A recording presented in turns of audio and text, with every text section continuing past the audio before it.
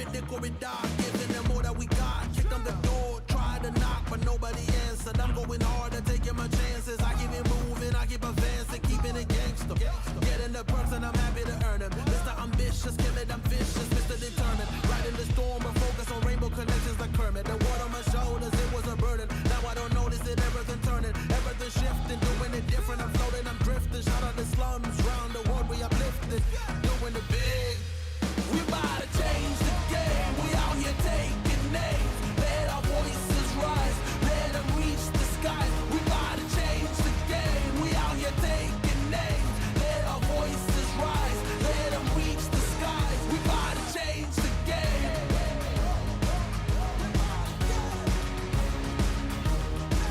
We about to change the game.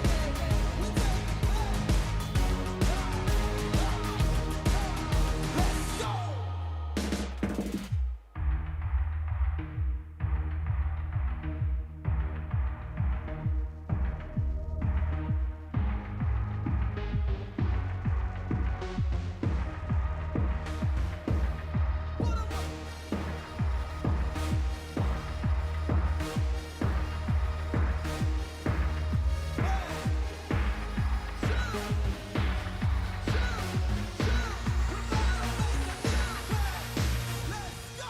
We about to change the game. We out here taking names. Let our voices rise. Let them reach the skies. We about to change the game. We out here taking names. Let our voices rise. Let them reach the skies. We about to change the game.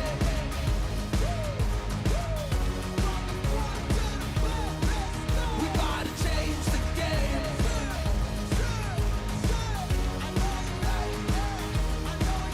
Let's go.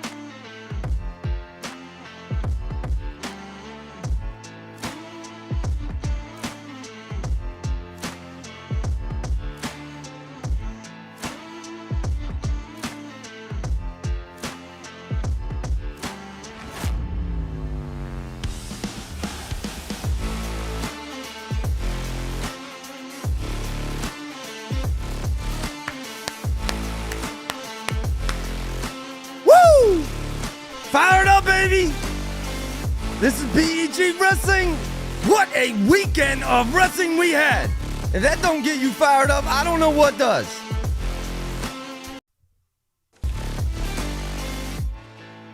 There he is, baby. The Wizard is in the house. That's what they call him. That's what they've been calling you, Kevin. I've been reading on Twitter. The Wizard.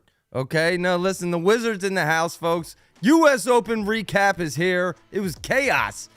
We got kids as young as Bo Bassett, Marcus Blaze, and then Kyle Dake going home with gold there. That and the matchups that are coming up here at Final X, and that along with some transfer portal updates. The Wizard, look at him. He's trying to get it all figured out here. Kevin, can you hear me? How you What's doing? Got a new audio system over there, folks. Listen, in the meantime, check out the stat sheet that we put up on the screen. This is the end-all, be-all. Everything you need to know that happened and is going to happen here. From the U.S. Open, senior men freestyle, the results, every weight class, every Final X matchup that we have to look forward to. Kevin, technical difficulties to kick off the show. Nothing better. Folks, we are live. Go get in the comments. Look at this. BEG Can you hear me right now? Not a wrestler. I can hear you. Yes, you are here. All Kevin right, I'm is just going to here. go without the headphones and mic. All right, he's going to go without the headphones and mic. We should do mic checks, you know what I mean? But in the meantime, we do a lot of work behind the scenes to prepare a lot of these graphics, and this one in particular, Kevin. I mean, overall, your thoughts from the weekend of wrestling U.S. Open? I thought it was fantastic, man. It was one of the best U.S. Opens I can remember, to be honest with you. Both U20 and senior. I don't know an awful lot about U17 to say if that was good or not, but U20 was fantastic. Senior was really good. A lot of upsets, just really good wrestling. It seemed like there was more wrestling back than usual. There was forfeits, but there wasn't as much as usual, I don't think. So overall, great event.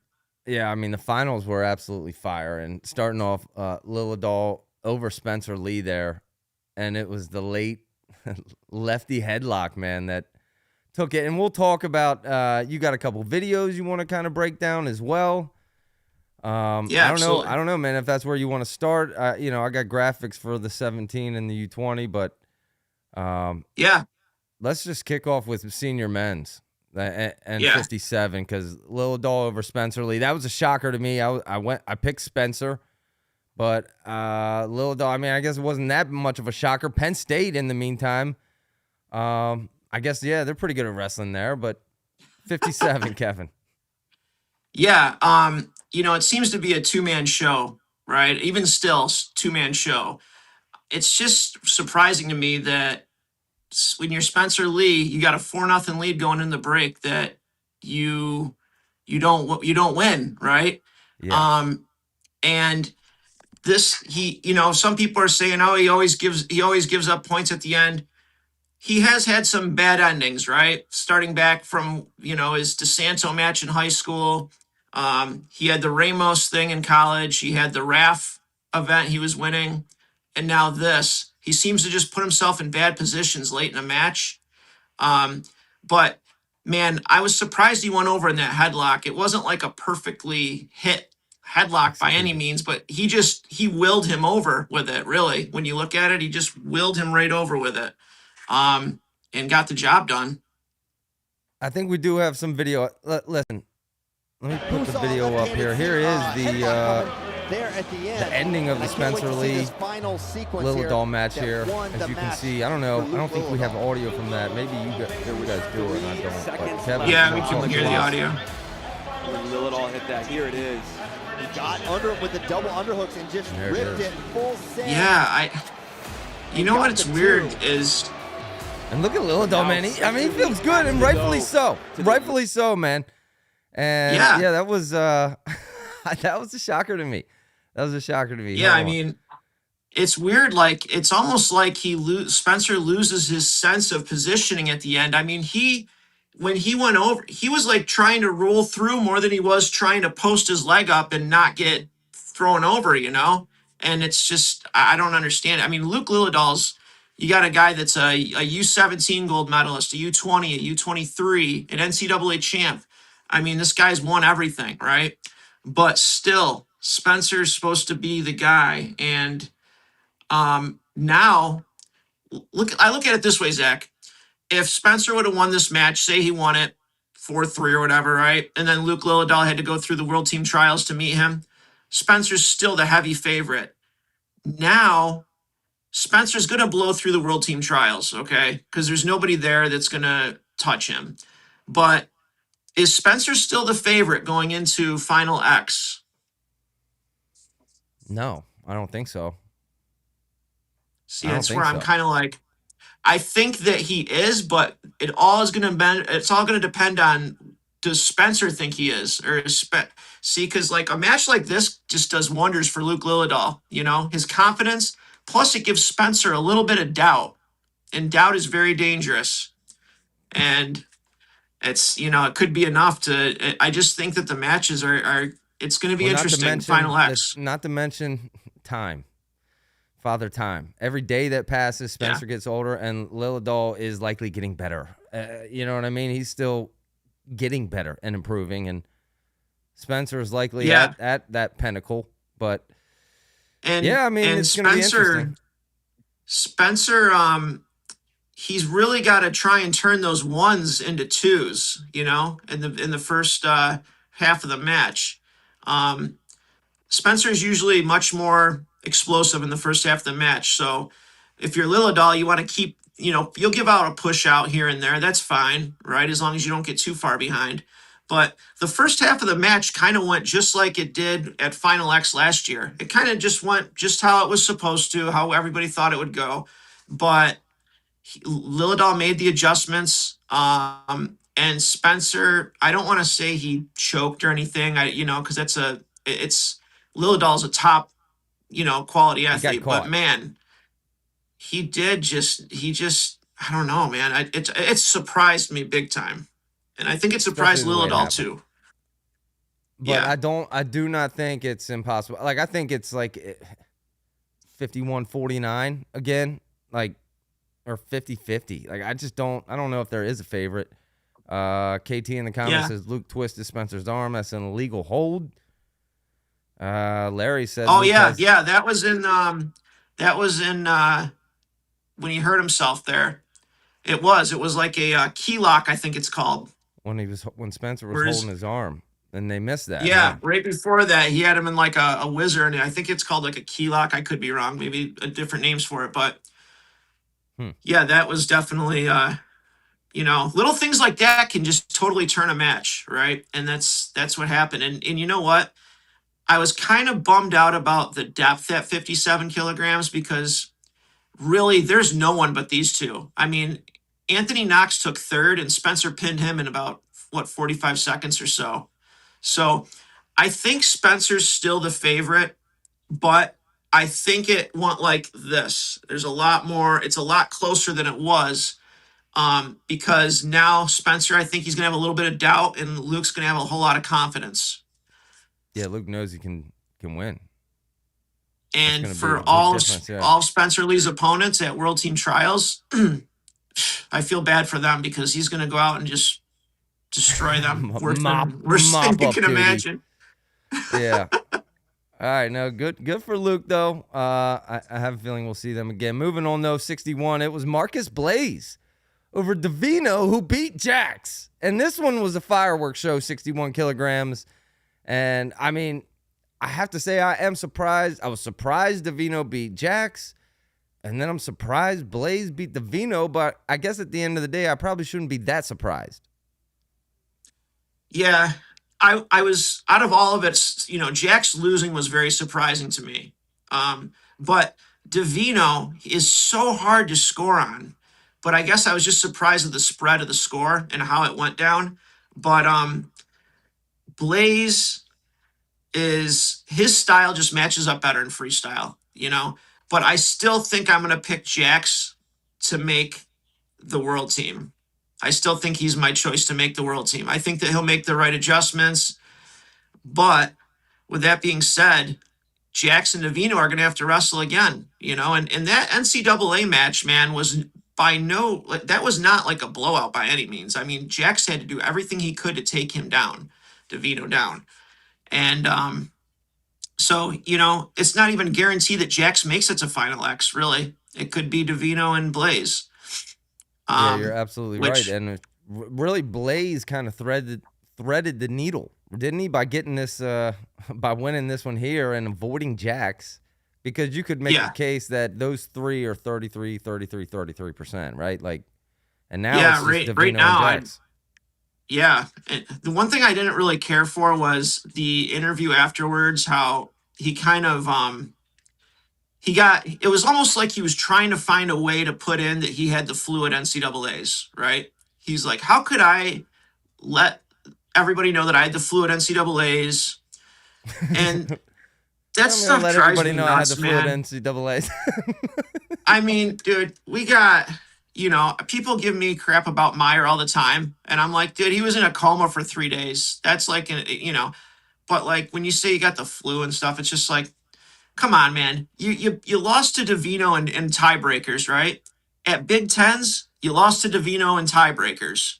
It's not like you beat him and then you lost to him because Here's of the my flu. advice to every wrestler out there in college who wants to communicate something like that or that effect. Tell someone else to leak it. Yes. Like it's that easy. It's not hard. Tell someone else Good. to leak it, and then the rumors rise, and then people maybe ask you questions, and then you just kind of like regrettably confirm it. And then it's like, I didn't want to say it. You know what I mean? But it got leaked, and I'm not going to lie now, right? Like, but that's what you do. It makes you look so much better. It's like when Yanni tore the ligament in his knee. He didn't tell anyone, dude, not even after. But there was an Ithaca paper that leaked it during the summer. So he looks like the man, right? Because he didn't say anything. He won the tournament, nothing, didn't say anything. It came out from someone else. But yeah, it was the way, I don't know if you saw the interview, Zach, but the way he worded it was something like, you know, the flu doesn't care what tournament you're in or something like that. It was just kind of like awkward at the beginning, but he's a good kid. I'm not saying anything, you know, I just thought it was like, come on, you know. And if that's these the guys, case, and maybe he is, you know, 34% Marcus Blaze. If this is, you know what I mean? If that's the case, I don't know. Yeah. But Jax is. I had Jax up here, man, and now after this, yeah, I'm all shaken up. Like he's back to. He's not winning four. He's not going undefeated in college. Not with these wrestlers. No. It's going to be so hard for these guys to go undefeated, man, because there's just so much good young talent right now, and they're all around the same weight, and it's going to be incredible. Yeah. No, that is going to be fun, but we got to move on here. Let's go 65. Here it is, man. Bo Bassett, dude. And you know what? I think I might be turning the corner on Bo Bassett. I don't think he's a kid that's has a low ceiling or has hit his ceiling, because you know he wins U20s, and you know the thing I like the most about Bo Bassett is his fearlessness. I mean, he wants to wrestle the best guys. Like he seeks them, and as soon as the match starts, it's not like you can tell it's not a front, because he attacks them immediately as the whistle blows. I love that about Bo Bassett, man, and I think he is getting better. That Virginia Tech stat I mean, he's getting better, dude. Bo Bassett, unreal here at 65, Kevin. I was so wrong about him. I mean, I said his style when it translates to college, I said that he had to work so hard to get where he is, but he had he didn't have a lot of natural talent. And I'll also say that have you noticed that like we all had Melvin Miller up here, right? We're all like, Melvin Miller's a natural freak, which he is. But in my mind, I had Melvin Miller a much more successful career last year. I was thinking this than Bo Bassett. Now, and I was like, man, if whoever gets Bo gets Melvin. Now, it's kind of reversed a little bit for me. And I'm not saying that Melvin's not going to have an unbelievable career, because he is, but in my head, I see that Bo is just so dominating. And before the tournament started, I was like, who's going to win this bracket? And I was like, I can't go against Bo Bassett right now. I just can't do it. And you know what's crazy is it afterwards, it really shows how good Aiden Valencia is too, because you forget that early round match, 11-10, right? And then besides that, Bassett just killed everybody, killed them. Tenno Bartlett, Tex McKenna. And now I'm thinking to myself, I think he Tex Woods. I really do. I think he Tex real Woods. Oh, I think Bassett is the favorite against Woods. I completely agree with that. And correct me if I'm wrong, Valencia had a lead in that match fairly late against Bassett. Yeah, man. He started off with like a 4-0 lead, and then he was down 9-4 or something. But then he came back, and Bassett got that takedown late, man. Late to beat Valencia by one. And dude, it was just a perfect. it was a perfect like it was just the perfect like technique for him. He snapped, he went for the leg, he went and got the single. He everything he did was just perfect. Where Aiden Valencia did nothing wrong to give that up. It's not like he slipped or he gave up, or it was just perfect. It was a perfect takedown. He got it late, and it was just like, wow, it was impressive. And it didn't phase him at all that he was going and doing U20s. It didn't phase him at all. He was just going over, pummeling people over there. And so I think when you look at real Woods, and you look at, and again, I know it's RAF, but he hasn't looked really impressive in those RAF matches. I kind of look and I'm like, and I kind of thought the same thing about David Carr, to be honest with you, because he got taken down by what's his face there, the dude that beat Metcalf. And I don't know, I just was like kind of thinking, but now I'm wondering, okay, say Bo beats Real Woods. Can he medal at Worlds? Can he? Yeah, I think he can. I don't think these foreigners are going to want that smoke right now, man. These guys don't have the endurance that Americans have. Now you're going to put this guy out there? None of these. Can you imagine the Russians against Bo? They're going to be tying their shoe so much. Oh, my goodness. That in the initial whistle, you're like, what the? Get off me. Like, what is this guy doing? He just like puts his head down and, you know what I mean? Yeah, like, what's wrong with this guy, man? No, it is crazy because, I mean, look at the likes. Look at some of the names in these top 8. Like, Vito, Brock Hardy, Jesse Mendez, Bo Bartlett. I mean, do you think Bo Bassett is like the most hated wrestler by every other wrestler who isn't on maybe Virginia Tech or his team? Like, if you're Mendez or Vito, like, dude, you gotta, like, this kid's gotta, like, drive you nuts, right? Yeah, I think, well, he's got like a cult, man. There's like the Bassett cult. I made the really bad mistake of saying something like not favorable to him on Twitter last year. And oh my God, man, people hated me. The one guy was like, the one guy says, this is a real bad look for you. Just because I criticized him on something. Like, he goes, I really like you, Kevin, but this was a bad look. And I was like, man. But the thing is, though, is it's got to frustrate these guys. And he doesn't do anything that you can really point out as like, oh, what a jerk. You know what I mean? Or anything like that. He doesn't do anything that, and that makes people even more mad because they can't even point to anything that he does, you know. Yeah, but you know, people hate him. People probably just say he's arrogant because he does so much social media. Like, anyone who's that successful and does that much social media, they could be the most humble person in the world. Like, the people out there are gonna be like, this kid is arrogant. And dude, I'm being frank. If I was an older wrestler, if I was Vito or Jesse Mendez, dude, this kid would drive me nuts. Like, I would want to beat him so bad. And I bet every wrestler goes out there, like, has that mentality when they wrestle him. And man, it has to make you mad when you can't do nothing about it, Bo Bartlett. Like, nothing you can do about it. And, you know, like, I think back to when I wrestled, right? I trained like a crazy madman. And there's no way, and I was a runner. I ran track in college. I never had endurance like that, man. This kid just doesn't stop moving. It's just like, so that's where his natural talent lies, is his ability, his gas tank. It's not like everybody can work as hard as him and have the gas tank he does. He has this natural ability to just not get tired. And I'll tell you what, the reason Aiden Valencia does so well against him is because Aiden Valencia is able to go underneath him when he charges at him. Aiden Valencia has beautiful double legs, really good leg attacks, and he's able to go slow him down enough where he can go underneath him. And if you can't do that, forget it. And he doesn't give you the chance to figure it out, too. If you wrestle Bo, you better have a really good game plan. And even then, it's like Mike Tyson says, everybody's got a plan until they get punched in the face. He's got to be a very unique, strange feel, you know? Yeah. Last thing I'll say, man, going into, like, before this past weekend, Jax Force was here, Bo Bassett was here, and now it's like, man, you kind of want to make the case Bassett over Jax, or you could make the case, right? Like, think about it. I'm hearing that he's going to go 141 next year in college, right?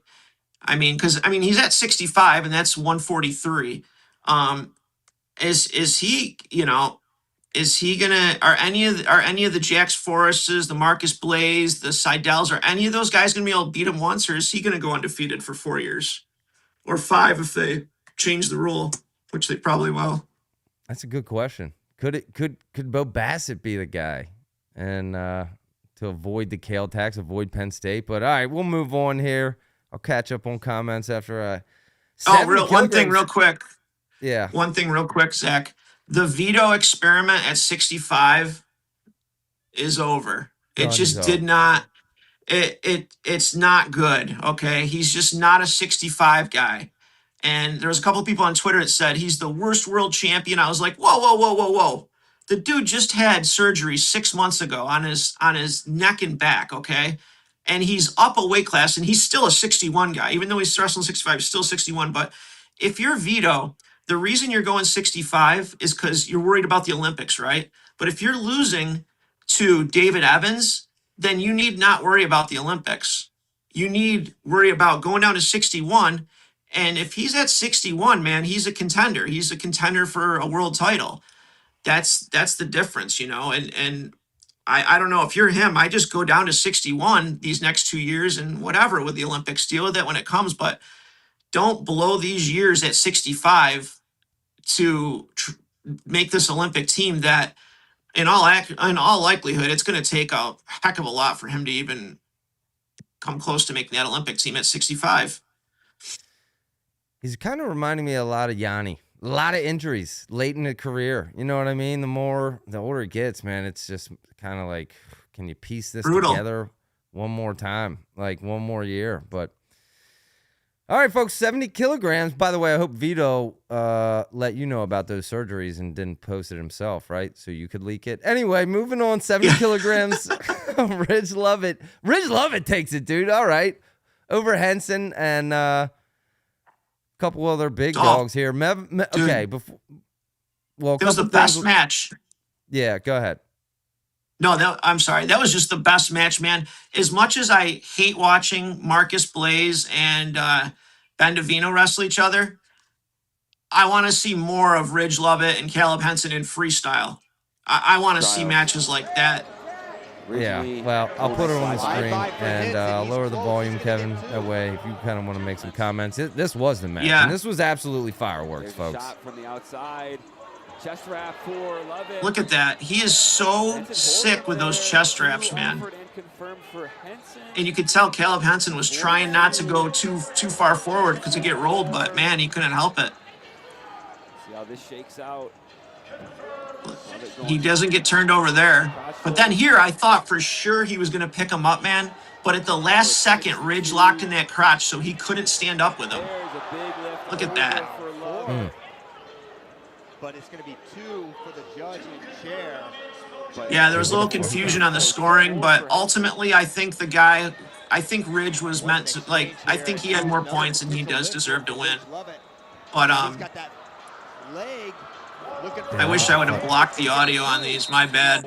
Yeah, I'll lower the audio. Go ahead. There you go, man. I will say this. One thing that bothers me about freestyle, Zach, is you notice at the end, Ridge knew enough to not get off his back. You don't want to get pinned, but he just stays on his back. Mm-hmm. And that sucks. That sucks that it's actually a better thing for him to stay on his back than to belly out. And that's just freestyle. Right? Yeah. And I think it's coming up here, and it's just, but man, these guys were just, this is everything you want in a match, 14 to 12, and it was just nonstop action. Caleb Henson is just a dog, man. He's been so great to watch, and he's going to be fantastic to watch next year. And Virginia Tech there's going to be a lot of people wanting to go to Virginia Tech dual meets and watch Virginia Tech wrestle. Yeah, I want to go. Absolutely. Palm trees down there in Blacksburg, baby. I can't wait. Put my swim trunks on, but yeah, this is here's the ending. Yeah, he knew. Just stay on my back. If he bellies out, then he's going to get turned again. So he just stays on his back, and he said it in the interview afterwards. He's like, I knew I just stay on my back and don't get pinned, but stay on my back, and he can't get another 2. And he knew he had great mat awareness and score awareness to understand that, to do that too.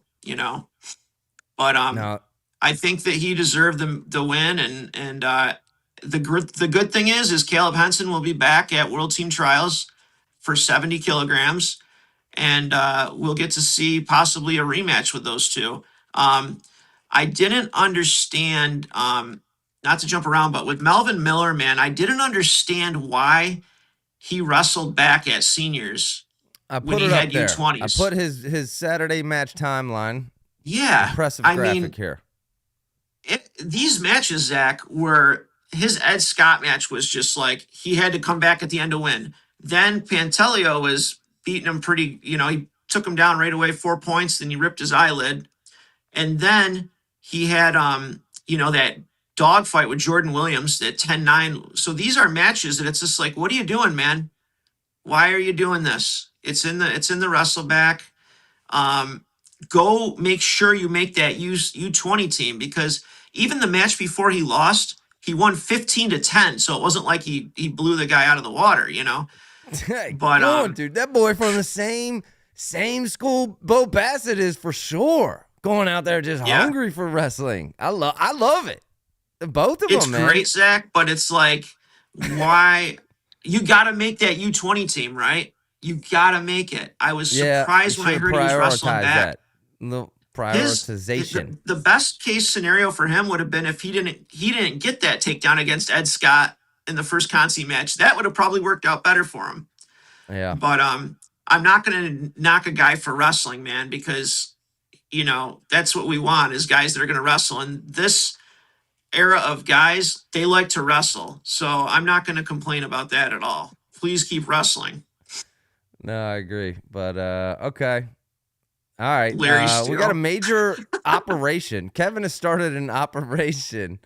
Larry in the comments. Shout out Larry. Larry, I gotta listen, Larry, a lot of work. A lot more work than I thought. If I would have known all the work I was getting into, I probably wouldn't have done it. But now I'm in. I'm almost done. I'm getting there, Larry.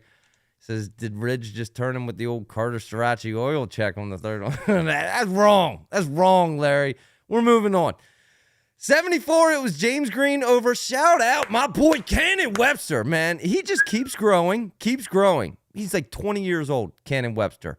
And I told you guys, look out for him a year ago, or more than a year ago, I think, by now. But shout out Cannon. Couldn't pull it off in the finals over James Green. Joe Celia in there, a couple other names. Kevin, go ahead. Cannon Webster, wow, you're right. And he's got a big frame on him, man. If he has the potential to, the best thing for him might be to just keep packing on those pounds. I mean, this was a guy that was wrestling 149 pounds. A little over a year ago. Yeah. Little over a year ago, he's wrestling 149. And there's no way he's making 57 next year. He's going to be a 65 pounder.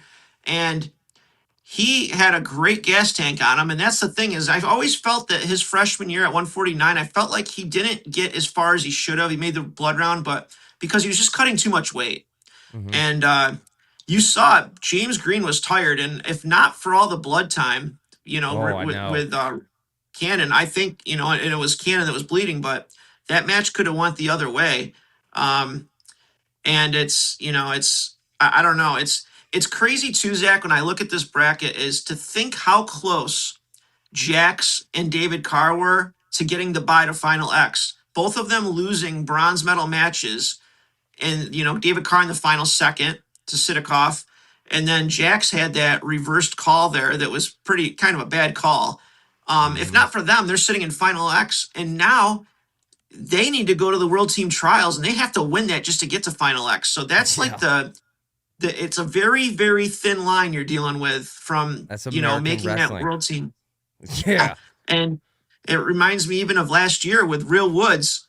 I don't know if you remember his match with Aiden Valencia, but Aiden Valencia had the match won, and for some reason he just froze the last 2 seconds and off the whistle, and Real Woods took him down to win. But if not for that, Real Woods would not even have made Final X or made the World Team or gotten the bronze medal. But that's what's so exciting about it. Is you got that little margin for error. Oh, it's such a fine line. Yeah, man. Oh, yeah, it's crazy. I will say this, Zach, and I don't want to be Debbie Downer, but I am a little also concerned how these World Team Trials went, because there's two ways of looking at it. You can look at it like this, like, you know, we all thought that Jax would win, and we saw what he could do at Worlds. We all thought David Carr would win. We saw what he could do at Worlds. One could say, well, these guys beat them, so they could maybe do better. Or you could say, oh man, are these guys, did they decline a little bit, or they have a bad weekend, or do we need these guys on the world team? We need our best guys on the world team, right? Yeah. So I am concerned about 74 kilograms, and I really wish that maybe a PJ Duke or Mitchell would cancel the camp, and these guys would get into world team trials. Yeah, what's I'm not saying that they doing? would win it, but you know, just to make it a more competitive, I guess. Well, you want the best representation for America out there, and a lot of times, you know, someone may win the American spot, but not be the best wrestler versus like the foreign competition. It kind of reminds me a lot of back when Yanni, man, I thought Yanni was the best dude America ever had against like foreign competition. He would not make a team, and I'd be like, oh, like it was like null for someone beat him. I'd be like, oh man, like I get it, but dude, I know that Yanni's style is so good against that foreign competition, and I think that's kind of the point you were trying to make. That's exactly what that is, Zach. I mean, Yanni won his first 6 tournaments overseas before he finally lost at the World Championships. But he was winning all these. He won every single tournament he was in, and then he would lose to Nick Lee or Zayn. And it's funny because people remember Zayn just getting the better of him, but Zayn and Yanni, they were 2-2 against each other. But Zayn beat him when it mattered, right?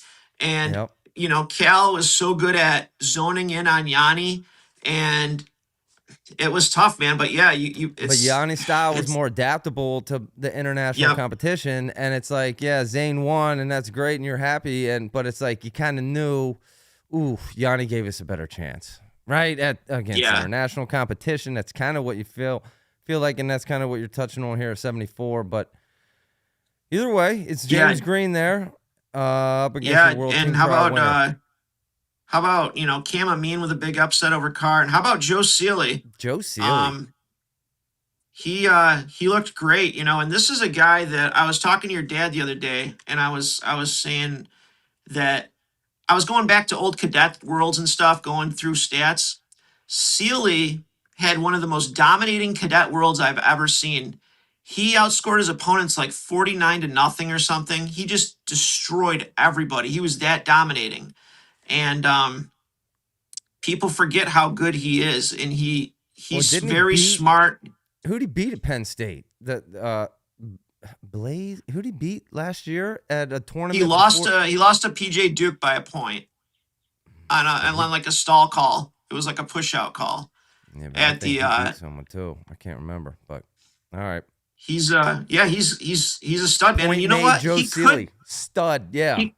He could see time, man, because Kazak got a couple concussions, right, in this tournament. And then Duke might redshirt, because I don't think Duke is going to make 57 ever again. So Seeley might find his way into the lineup this year. Who knows? Yeah. Joe Seeley. Yeah. I mean, obviously he's a stud, and you have to think we're going to see him on the scene at NCAA soon enough. But all right, moving on, 79. Chance Marsteller over Evan Wick, Kennedy in there, McBride, Henkel. You know what's interesting? Dean Hamidi there at 8th. You know what's really fascinating to me? This sets up at 79 kilograms, Kevin, your Final X matchup, Chance Marsteller, Levi Haynes. This is the battle of South Central Pennsylvania, boys. This is the greatest two local boys they both live grew up 10 minutes from here or less. And this is the greatest two local wrestlers that we've had. Chance Marsteller, Levi Haynes, That's Final awesome. X. But I thought that was really cool. And I cannot wait to watch those two wrestle.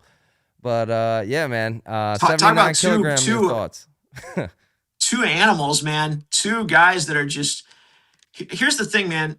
Chance, when I saw that he was going down to 79, I said in our last show that I thought that he'd be the guy to make it to Final X, because the fact that he was cutting down to 79 means that he's putting in some good work to get down to 79. Evan Wick and him, it's such a strange stylistic matchup. However, I was really surprised that Evan Wick was able to get to his legs so much, especially with that low center of gravity. Yeah. I was surprised. And he even mentioned after the match that he was like, I don't usually like guys get to my legs that easy, but that was kind of concerning. I do think Levi is going to eat him up. And but once there was a couple iffy calls in the Wick match with him, but once he had like a 4-1 lead or something like that, I was like, you're done. You're not coming back on chance when he's got a lead like that. It's not going to happen. But you know what? Wick put in a good fight. He really did. Wick's good. Wick's a stud. Yeah. Sorry. Patrick Kennedy. Patrick Kennedy, man, he people forget he made a U23 team. He's a stud. He had a really good match with Henkel, beating Henkel. Hamidi just forfeited out after he lost. But yeah, it was a good weight. Chance Marsteller is definitely a stud at this weight. Chance Marsteller. I mean, he's getting up there in years. The Adams County Championship is what I am considering this. Adams County, Pennsylvania World Championship. That's the county, the local county here in Pennsylvania. They're both from. But that's cool, though. It's cool. You got two guys that. I was really rooting. I think we both picked Marsteller. And didn't he just – I think it came out. I think Piles – see, Marsteller knows what he's doing. He leaked it to Piles. Piles, I think I just saw – he had surgery like just a couple months ago. Oh, dude. He had labrum surgery unreal 6 months ago. Dude. Usually people would just be getting on the mat right now. And this guy competed. And I couldn't believe it when he said that. I was like, what? He was having trouble holding his little girl, and him and his wife got into an argument over it. And he said, fine, I'm going to have the surgery. But that was incredible. Yeah. And shout out Chance, man, the old vet. He knows how to do it, dude. You tell someone to leak that kind of stuff, all you young wrestlers out there who are sick or injured and want us public to know, but don't want us to think you want us to know. That's how you do it. But hey, shout out. I'm looking forward to that, man. Moving on here. 86, it was another old head Dake. Kyle Ageless Dake over Keckeisen. Sinclair in there. And here we go. We got another video here. Kevin, you want audio with this one or no? You want to talk over this one? No audio. All right, here we go, folks. Yeah, Here's no audio. Kyle Dake, Keckeisen finals. Go ahead. This dude was 6 points. I'm sorry. He got the first gut wrench, right? He didn't get the second one. I understand not getting this one. I understand that. But this third one, why are you stopping this? Oh, watch this, horrible. Right Yeah. Right here. They stop it. They're in bounds. And Dake had some words with him before. Yeah, I think he even blew the whistle before that. But I don't even understand what he was doing, man. That was so that's a big deal, man. 4-0 and 6-0 is a big deal. Kyle Dake looks really good right now, and the fact that he has wrestled Parker 4 times now and has not given up a takedown to him is unbelievable. He's actually that 2 points was the most that he's given up to Parker. So he's wrestled Parker 4 times. He's given up 5 push-outs. That's it. Owns him. His defense looks solid, man. And he looks a lot stronger this year at the weight than he did last year. And sorry, man, my kid's crying in the background. It's just driving me nuts. It's like, but yeah, he looks fantastic. And that's going to be one heck of a series against Zahid, come Valencia. Final X. Kyle Dake, that's 35 years old, man. 35 years old. Shout out Kyle Dake. Who do you have at Final X? Dake, Valencia. I think I'm gonna go Dake, man. And I think there's one been final run. Watching Zahid at RAF the one time, I was kind of like, he looked good against Sinclair, but I think Dake has made really good adjustments, and Dake is super smart at making adjustments, and it's gonna be a lot tighter than the other last year, I think. So we'll see. Valencia can be a little up and down. I think Kyle Dake knows this might be his last best chance. I'm with you on that. I'm gonna go Kyle Dake as well, but we'll find out. Moving on, 92. Shout out Mike Mock, baby. Interviewed Yeah. him a year or two ago, man, and I mean, he has an incredible story. Mike Machiavello, he takes this one over Dustin Plott at 92 kilograms. Kevin, go ahead and talk about it. Mike Mock, I tell people this every time he comes up. I say, Zach's best interview was with Mike Mock. It was just a fantastic interview, and I think he felt that way too. You got a guy that started out in JV. He was a JV wrestler, and then boom, he goes to varsity. He wins a state championship. He goes to NC State, not really recruited or anything. He wrestles. He's a sub 500 wrestler. Boom, NCAA champion. People forgot about him when they're talking about this bracket. They just weren't like, it was just Josh Barr, end of story, right? And I know Josh Barr got injured and everything, but I also want to give Dustin Plott some credit, man, because that match, it came down to, it got real close at the end there. I mean, I was wondering if he was going to get that last gut wrench on him. But I think that Trent Hidley is going to be too much for him. But Mike Mock is just a tough, talk about perseverance, man. This guy knows how to persevere for sure. It can be an all Wolfpack final X. Oh, that's cool. Yeah, I didn't realize that. Yeah, that's pretty cool. And yeah, I mean, go watch the interview with Mike Machiavello, folks. Man, if the epitome of wrestling and a wrestling story. I mean, they should make a movie about him called A Wrestling Story. And how great of. I mean, I'd bet a lot of money he's just a great human being. I mean, you go through what he has. He is, man. Oh, that interview you had with him, he was just, just a great guy. Great guy. Love to talk to you again sometime, Mike, by the way. But I think, everyone had like Barr, Cardenas. Barr got injured. Any news on that? And also, I'm going to catch up on comments. Victor asked any update or of the nature of Kazak's injury. Kevin. No, that was a weird one, man. And usually when you see injuries that are that weird, usually it is concussion related, because it just seemed like he went down. I wasn't sure if he got headbutted or what, or it was his nose, but he has a history of this too, Zach. If you remember his sophomore year, he was undefeated, and then he got, I can't remember, I think it was against Michigan. He wrestled and he got concussed, but he kept wrestling. And then he was wrestling Cale Miller or something from Maryland, who was undefeated at the time, and he had to take the injury loss there. So this isn't a new thing for Kazak. He has a history of this, so something to keep your eye on for sure. Hopefully he's okay. Concussions are scary, man, as we've seen. You hope it's not a concussion. Jim Scott says, I'm afraid he might be going the way of Meyer. I think my dad might have made the same comparison. You just hope it's not a concussion.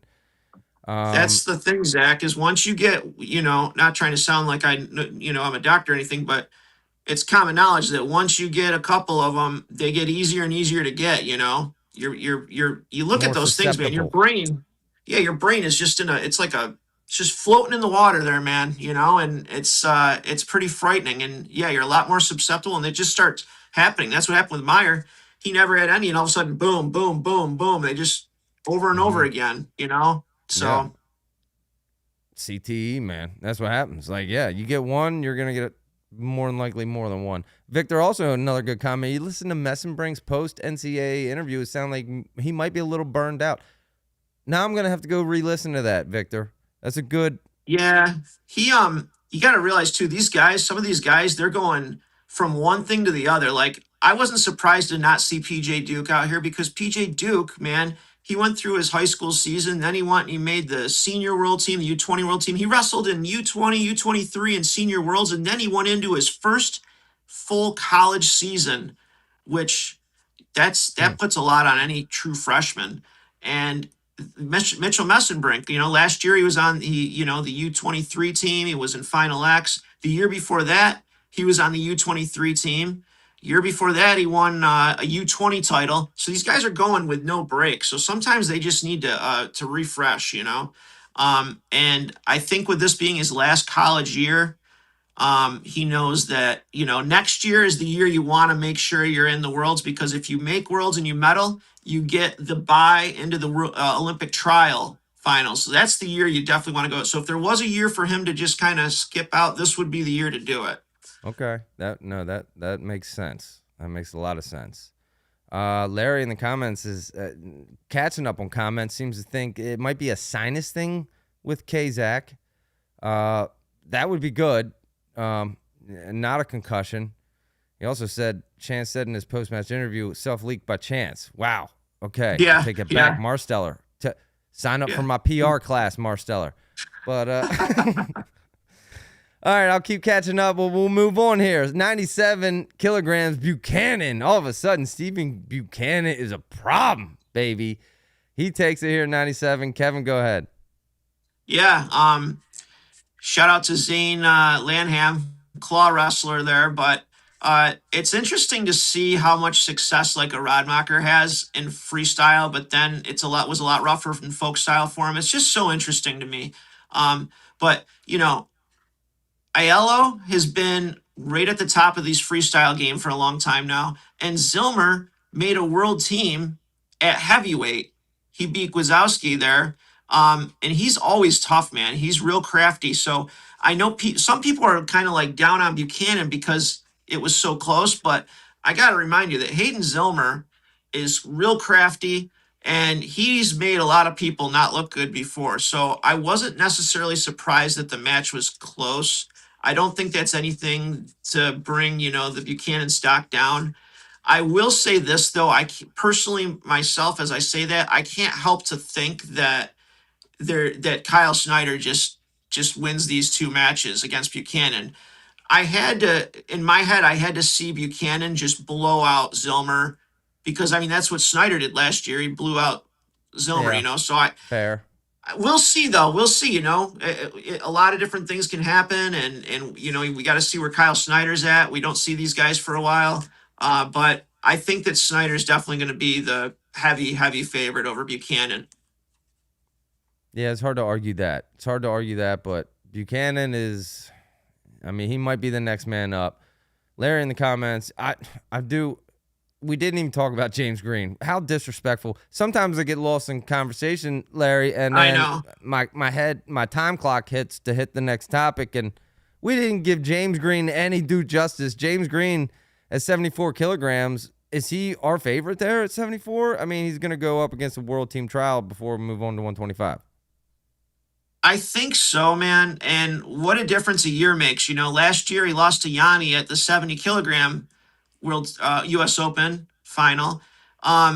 He's always been going back and forth between 70 and 65, right? And 65 never fared well for him. James Green is like one of the nicest dudes, man. And I hope he does make the team. I think that he's made so many teams. He even made a team at the non-Olympic Worlds there in 2024. He made a team, but I gotta wait to see who registers for the World Team Trials. But right now, I would say, man,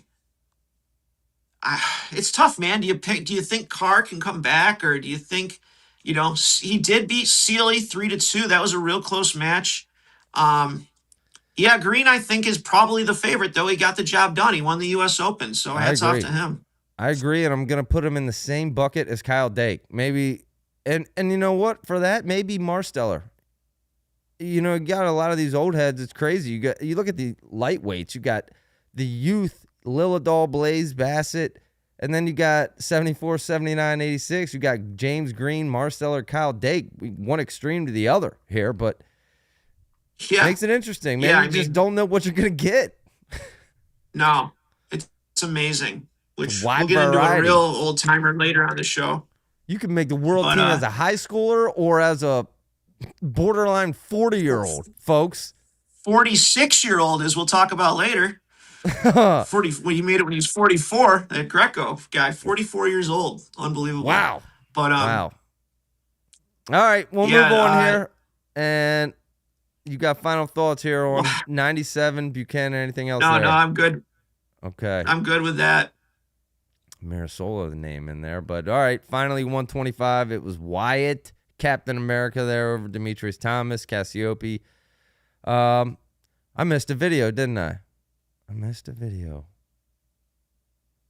Mike Mock plot video. Let me show you. You want to talk through that one real quick, Kevin?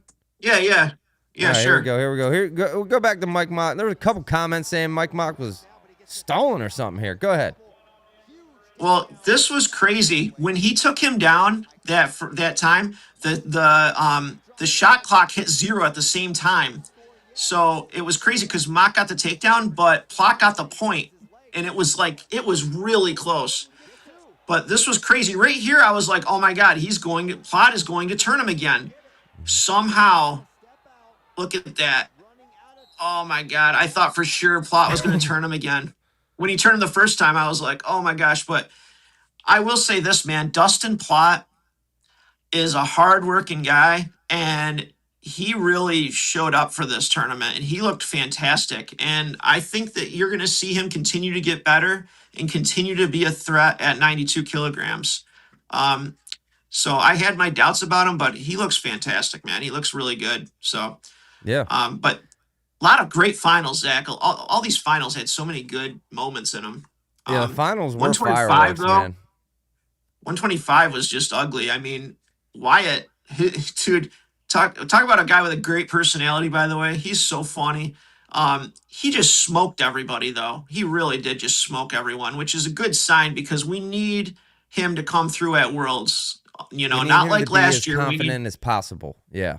Yes. Yeah, we need a good performance by him at Worlds this year, for sure, because I think that it's going to be tough at Worlds this year overall for us. I think that it just kind of depends on who we get in there. We had a decent showing last year, right? I mean, from 79 we had silver, then we had gold, right? Those 4 weights, and then we had Woods with the bronze.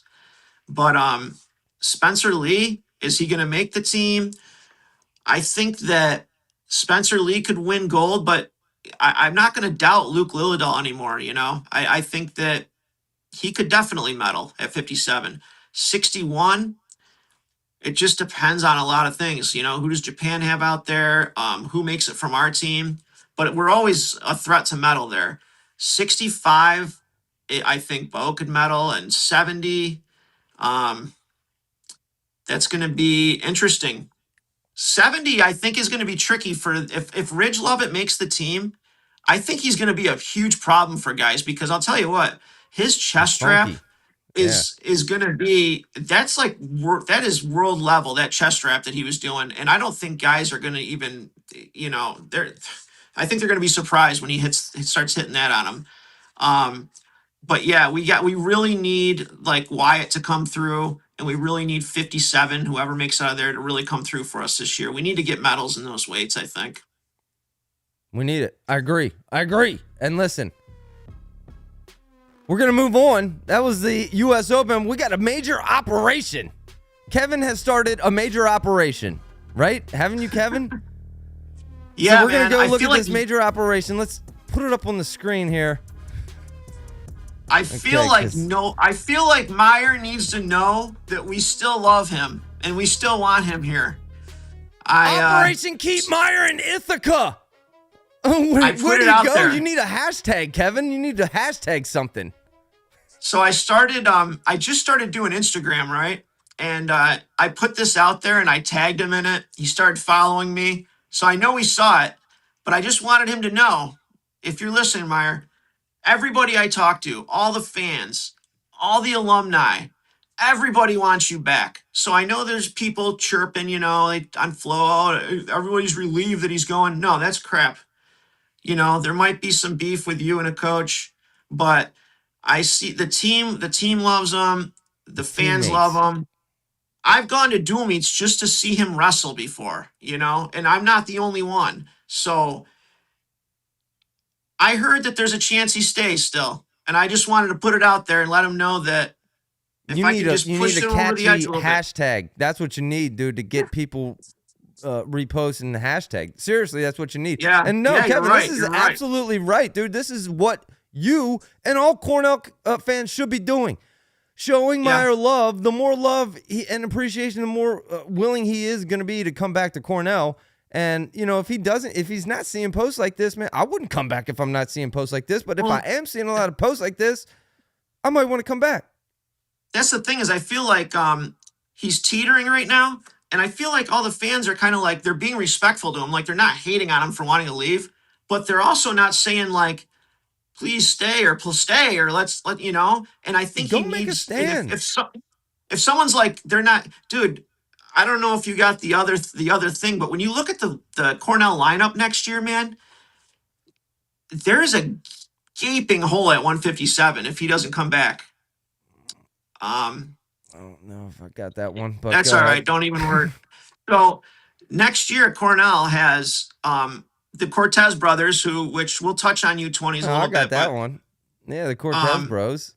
man, Isaiah Cortez won the toughest weight at U20s. That 57-kilogram weight class was loaded. He had to beat a two-time world champ in the semifinals to make the finals. Then he had to beat Gray Burnett, Penn State recruit, in the finals. And Gray Burnett had to beat Antonio Mills, the Ohio State recruit, in the semi.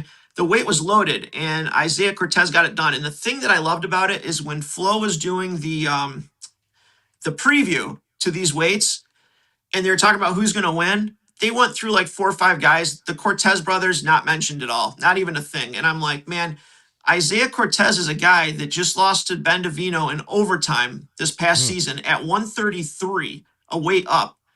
He beat 2 round of 12 guys. He beat Max Lee and he beat Markel Barker. And now he's at 25. And you're going to tell me that he can't win this weight? He's already a U20 Greco silver medalist. He did that 2 years ago.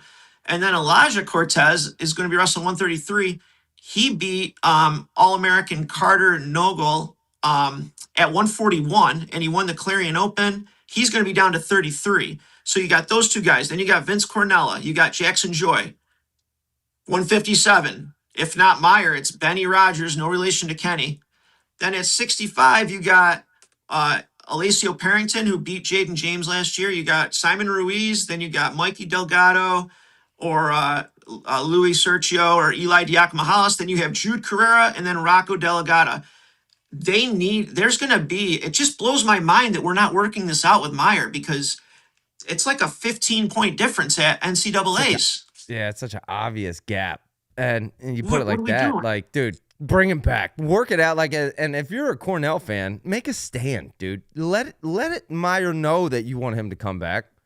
Yeah. Or not, I guess. Or not if you don't, but yeah, I have a real good feeling that every wrestler in that room or most wrestlers in that room want Meyer to come back, because Meyer's been through the grind that they all went through elbow to elbow. Yeah, like, man. You know what I mean? I also posted pictures of him and Gray and Yanni at his Worlds. They're all like going like this, all pumped when Shapiro on Worlds. I posted those too. Let's get a little let's go back in time and think about when we were all friends, kind of thing. Yeah. Yeah, it's like anytime you break up, you and a girlfriend break up and a couple months pass, then you only remember the good times. You're like, well, we could maybe get back together. And then you do, and then it's like, oh, this is terrible, dude. No, just kidding, Meyer. He But all right.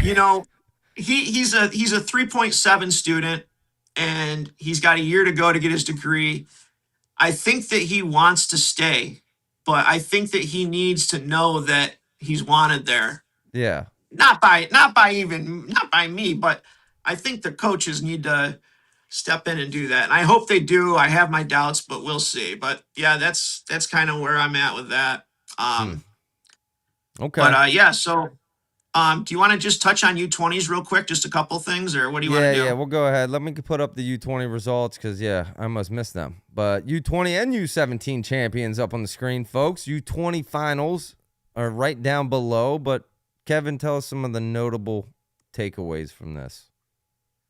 Yeah, U20s was awesome. Like I said, 57 and 61 were crazy. 61, it was kind of surprised. Dean Anderson, a University of Northern Iowa recruit, beat Ronnie Ramirez in the semi. So that was kind of surprising. And then Elijah Cortez smoked him. But Bo Bassett and Kellen Wolbert, if you want to see a great match, watch Wolbert's semifinal match. I'm not going to try and pronounce the kid's name because I won't do it justice, but Wolbert was losing 8-0 right off the bat, and he came back and he won the match. And then in the final against Bo Bassett, he scored the first 4 points. He ended up getting teched, but he scored the first 4 points. But he's a stud, man. He was committed to Oklahoma State, and then he switched commitments. Oh, man. Is it Michigan or Missouri? Someone in the comments help me out where he's going. But he's a tough kid, man, for sure. Also, Landon Robidoux, 70 kilograms. That was a great weight class. He looks so good, man. And he's young too, you know. That's why he's U20 eligible. He's got that confidence bump, man. Landon Robidoux is going to be a different wrestler from this point forward after those NCAAs. Yeah, he's gonna win a world title this year. I would be shocked if he doesn't win a world title. That's the weight class Melvin Miller was in, you know. And Seth Mendoza looked really good though too in that final. Jaden James, man, he looks really good, really good. He's this is his first year at U20 too. He's got 2 more years of U20 after this. Jaden James is it was Michigan for Wolbert. Okay, Wolbert going to Michigan. That's good. I like that. By the way. Yeah. 79. I was surprised that Burton is tough, man. He beat Jeter 13-2. He Asher Cunningham. I picked Asher Cunningham to win the weight, and man, Burton is tough. I think that he would be better going 174 next year than 165. Aiden Sinclair. Finally, the world's going to get to see Aiden Sinclair on stage, and he's another guy that just wrestles nonstop. He's wrestling both age groups. He just goes and goes and goes. A week after NCAAs, he's wrestling at RAF. I love that, you know. It's just it's crazy to see that. But another surprise I thought was at 125, Zach. We had a couple of heavyweights at Cornell enter there. We had Rocco Delgado, who's like the big time recruit. He's like the hope for us is finally getting an All-American at Cornell at heavyweight. But Cash Henderson ended up getting 3rd place out of this. He placed above Mako and everything. I was shocked. A lot of controversy going on with the Drayshawn Ross, Cody Merrill about the push-outs, you know, the same kind of way he won against Mako. It's just a part of the sport, man. You got to, you know, I know people favor the takedown over the push-out, but you got to circle. You got to not get pushed out. It is the way it is. And it was just a lot of talk about that this weekend, like whether, you know, this is why they shouldn't do it in college. And the truth is Merrill is just such a big dude that there's going to be people on the world level that are going to have trouble not getting pushed out by this guy. He's just a freaking rock, man. He's huge. Yeah. No, Larry said this weekend tells him Ashler clearly can make 174 no problem. Yep. Agreed. Can he beat Henkel, though? Can he beat Henkel? I got to think can eventually. It's going to be close. Time. That's Casey's son, right? Casey Cunningham, Penn State coach's son. Henkel's tough, him. man. I watch him wrestle, by the way. I like the way Asher Cunningham wrestles. I'll say that. Yeah, he's a dog on top, man. He's tough on top, and he is.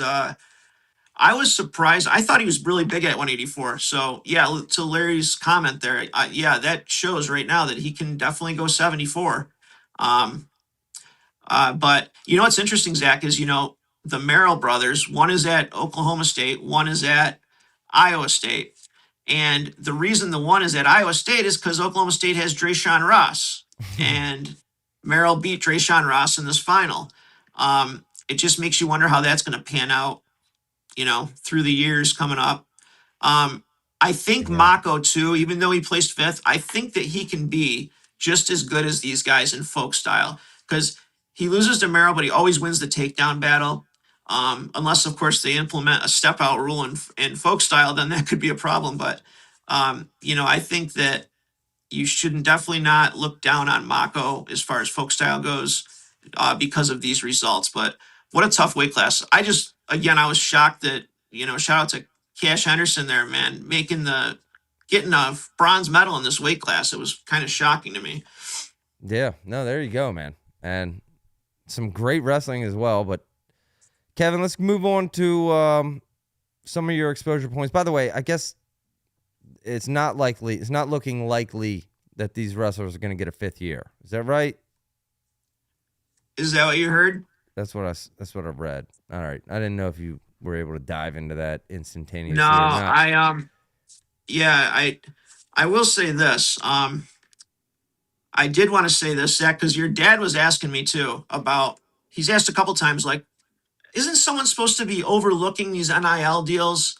Isn't there supposed to be, like a third party arbitrator that's looking over them? Well, I went down a huge rabbit hole on that the other night.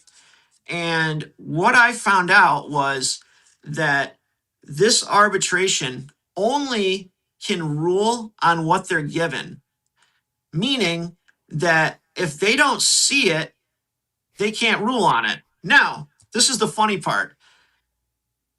What people say, what people were arguing is like, well, yeah, but you have to report it. And I was like, well, what if you don't? They're like, well, if it leaks out, you can get in trouble. I go, okay, so don't leak it out. Have it just be, don't even tell the coach about it. Just have it between the booster and the wrestler. And they both know not to do it. And then they're like, well, can't they subpoena records? No, that's the thing is they cannot subpoena anything. They can only use stuff that is given to them. So yeah, they can use texts and emails and bank statements if it's given, if it's leaked out, but they can't go and subpoena it. So the other end of this is, okay, so everybody knows that some guys get deals, right? So I started thinking, so isn't there a way if they're like, obviously this guy got paid NIL?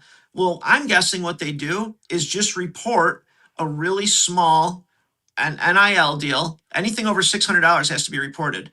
So they report a deal like reasonable that's going to get approved. And then behind the scenes, they're just loading this guy up with cash. You get the real deal behind the scenes. You have the front deal, and it's just for show, and then you get the real deal behind the scenes. Yeah, obviously, so that's what's going on. Really, it's just crap, man. It's if it took us crap. 2 seconds to figure out a workaround, I know it's going on. I was laughing, dude. I'm laughing. It's because guys are taking it seriously. I'm talking to them. I'm like, you guys know this is a joke, right? Like, you just don't you don't leak it. You don't tell anyone. You just.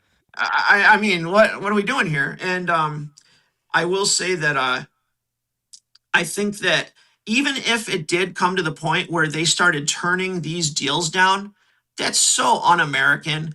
They're going to get sued so bad. Who are they to say what a wrestler is worth?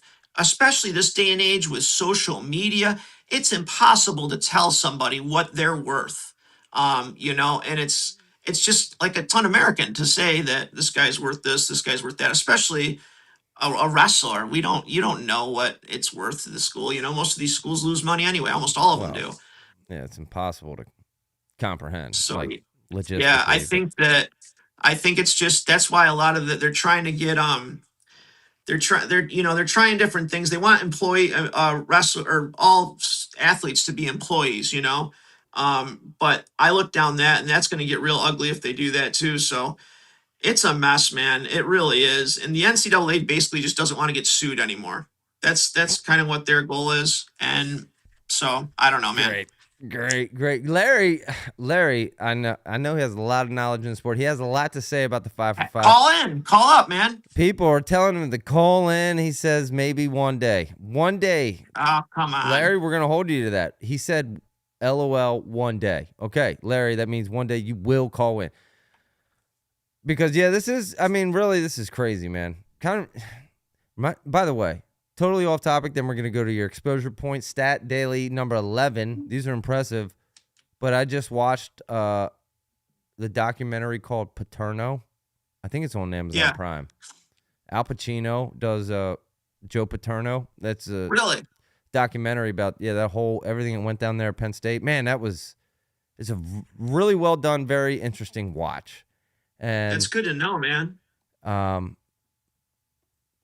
leave it at that. I would encourage everyone to go watch it. It's just interesting. But here we go. Exposure points, dude. These are the most incredible stats of wrestling by the Wizard. Kevin, exposure points stats daily. Here's number 11. Go ahead. This took me forever, man. This one. I did this one a while ago. Excuse me. So these are the age level World Championship team records for senior, U23, which U23 has only been out since 2017, U20 and U17. Then below, I have America's best performances. In line with that, I have how many medals they got of each, and their individual match record and the falls and tech falls. So you can kind of see how dominating, some of these are. I mean, it's unbelievable when you're looking at U17, 205 points is just, that's crazy.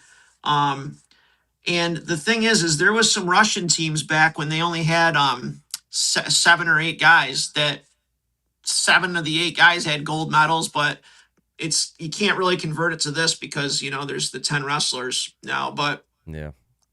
We've been doing really well, man. I mean, we've had strong team performances. I mean, last year, our U20 team, 185 points. We're not going to touch that this year. I know a lot of people were saying that the U20 team is going to look weak this year, but I don't think so. But I just don't think it's going to look like the one we've had the past couple of years, which has just been crazy. We've had crazy U20 teams, but kind of interesting to see where that aligns. So if you ever look, and this is all under my Twitter account, at Cornell_Kevin S. So feel free to check out my page. I got all this kind of stuff on there. Yeah, that, and you know what? It's interesting now you're seeing that youth at the senior level now kind of rise up as that transition happens. 2 more. Here's 13. You want to touch on this quick, and 14, and we'll close it out. Nobody's talking about this, and I don't know why. So Arseny he is a Cornell recruit, right? He's U17. Last year, he made the world team in both styles, Greco and freestyle, and he was the first American U17 ever to medal in both. He got a silver in freestyle and a bronze in Greco. Well, I couldn't believe it, but he's U17 eligible again this year, and man, did he blow through the brackets. He did both Greco and freestyle. He went combined 14-0 with 11 techs, outscored his opponents 124-7. And he is going to be going for gold medals in both freestyle and Greco, which that would be something else, man, if he could do that. Yeah. And the thing is this runs in the family because his dad is on the next Stacks Daily, which, by the way, guys, if you're wondering what this is, it's stats and facts. I got real clever there by putting the words together. And people have really been liking these, man. And I just kind of random weird knowledge. Yeah, Stacks. So I just thought you didn't know this guy. No. So this is the Pops, right? He is 46 years old. He just was in the U.S. Open World Team Trial Finals, Greco, for senior.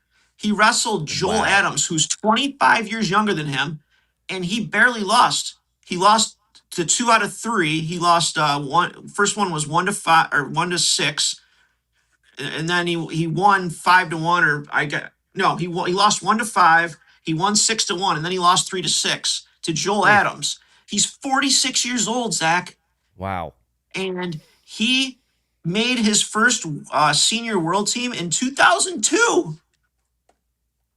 Dude, that is so crazy. And that man is 46 years old, dude. What am I doing wrong over here? He was it's crazy. He's from Belarus, right? He was an anti-terrorism officer and a police officer, right? So one bad dude.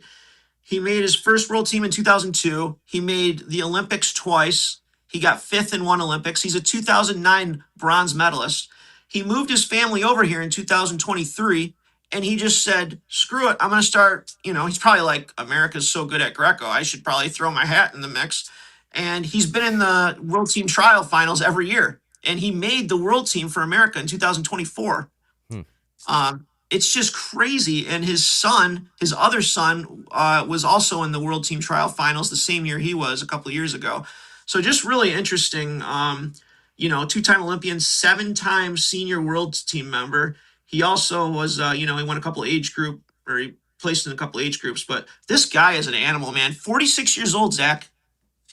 Yeah, that's impressive. Kind of makes me feel a little insecure, frankly, about myself. Makes me feel a lot insecure, man. It was funny too because Joel Adams was running around afterwards. I'm like, dude, you just beat a 46-year-old dude, man. Yeah, Calm down. And it took everything he had to beat him too, man. Like I said, it was funny. Yeah, so dude, yeah, I that's thought that was real pretty funny. wild. Reminds me, I'm coaching flag football kids now, dude, and the kids will make a play. We're losing by 2 touchdowns. They're celebrating. I'm like, boys, you need to stop celebrating right now. We're losing the game. But hey, Kevin, we'll close out the show. Larry, are you happy with Jeter's performance? Joseph Jeter, the Cornell recruit from this past weekend. Yeah, man, he ran into a buzzsaw in Burton, you know. I thought he wrestled tough. He wrestled hard, and he's going to have some bumps. It's his first year at U20s. Burton's a dog, man. So yeah, I like the way he wrestles still. He's real crafty, real smart. He's fun to watch. And, he got beat by a better guy, really. Yeah. All right. That's Joseph Jeter. Yeah. No, that's a good point. Hey, great show tonight, folks. Great show. Great comments. Comments were 5 for 5. 5 stars out of 5. U.S. Open was 5 stars out of 5. And we got some firework matchups here in the future at Final X to look forward to. But hey, Kevin, the Wizard, man. That's a new nickname that came up The Wizard, right before the show started. Well, people are giving themselves nicknames. I'm going to come up with a nickname for you. It's like All the right, advice. buddy. You can't come up with your own nickname. But if someone else comes up for you, yeah. Yes. Oh, yeah. I'll and I take gave it. you Cornell Kevin. You gave me Cornell Kevin, man. But And remember, Jay, I was gonna like, be the Wizard. He's the wrestling like, wizard dude. now. I was like, dude, I don't want Cornell Kevin, man. It slapped the mat. Then I was like, man, this is really catching on. And it Yeah, did, it man. just So stuck. I'll stuck. take your nicknames, man. I'll take That's your funny. nicknames. That's funny. All right, folks. Thanks for watching. Thanks for joining. And till next time, like and subscribe. This is BG Wrestling. See ya. Thank you.